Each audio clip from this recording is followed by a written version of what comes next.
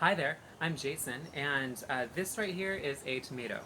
You may or may not have heard of how to plant them, so if you haven't, or even if you have, this is a nice refresher. It's pretty simple, but tomatoes are a lot different than your average woody perennial plant. Most plants, like trees and shrubs, you want to plant them slightly above the soil line because the organic matter that comes in the pot, that they're planted into, it's not real soil.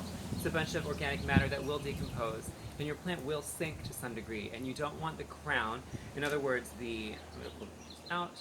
You don't want the base. Typically, you don't want it beneath soil level when you do a planting. When you do a first planting of landscapes and shrubs, you want to plant it slightly high because then as it sinks, it kind of rests at the soil level instead of actually going beneath the soil level. When you plant a plant and the crown has sunk beneath the soil level, you have more chance for water to pool there, and as well as other things like your mulch and different things that can roll down in there. They can pool there and cause your plant to rot. Doesn't always happen, but it's a good rule of thumb. Plant your trees and shrubs an inch to a couple inches above the soil line, like on a slight little mound. With tomatoes, totally different. Tomatoes, plant them deep. These are different than your average plant. I don't know if you can see them there, but if you when you get a tomato, there's little hairs along the stem, and these hairs, once they come in contact with soil, they actually shoot a root out. And with a more extensive root system, you have more overall stability for the plant, and you also maximize on the plant's ability to absorb nutrients. So this is how you plant a tomato. Let me get all of that in there first. So you want to get some potting soil.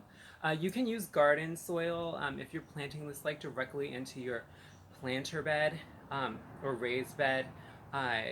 Wherever you're going to plant it, if it's going into its final destination, you can plant it this way. If not, and you're just potting it up until you have the destination ready, aka the planter bed is ready, and you just want to pot it up into a bigger pot, you can do it this way as well. So whenever that point is for you, all good. But make sure that you plant them deep. And so what I do is you get your tomato and any flowers, like there's some flowers, you want to pinch those off because you don't want your plant putting its energy into the flowers yet. You do this in the spring, obviously now. Pinch any lower growth off and get it pretty deep there. When you notice, when you get your tomatoes, there's indeterminate and determinate. Indeterminate means they keep on growing throughout the season, where determinate, your tomato will reach a certain size where it will stop. So keep that in mind when choosing a space to plant your tomatoes. I'm going to take that off too because you can plant these pretty deep. Since that one's hanging downwards, I don't want it to soil. I'm going to go like that. So here we go. I'm going to plant this deep. So what I do is I take the root ball. I usually, if it's really matted on the bottom, I pull the bottom roots off. And potting for plants is all different depending on what type of plant you're planting.